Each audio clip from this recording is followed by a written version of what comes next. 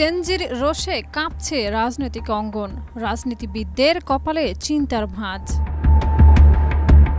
ভারতে ও নেপালের মতো জেনজি আন্দোলন শুরু হতে পারে যদি সরকার জনগণের আকাঙ্ক্ষা পূরণে ব্যর্থ হয়, এমন মন্তব্য করেছেন ভারত রাষ্ট্র সমিতির কার্যনির্বাহী সভাপতি কে.টি. রামা রাও।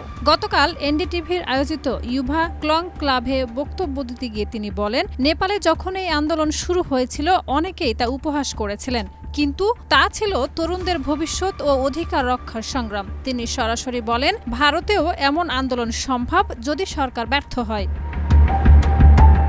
তিনি জেনজি প্রজন্মকে সাহসী, কল্পনাপ্রবণ ও নিজের ভবিষ্যৎ গড়ে তুলতে সচেষ্ট বলেও উল্লেখ করেন। উদাহরণ হিসেবে হায়দ্রাবাদে বনভূমি রক্ষার আন্দোলনের কথা তুলে ধরেন, যেখানে বিশ্ববিদ্যালয়ের শিক্ষার্থীরা সোচ্চার হয়ে সরকারকে চাপে ফেলে জমি রক্ষা করতে সক্ষম হয়।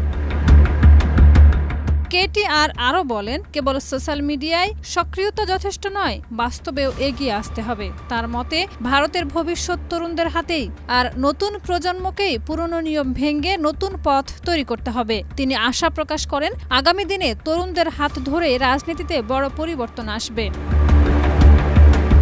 শাহিদা রুবি, মাই টিভি।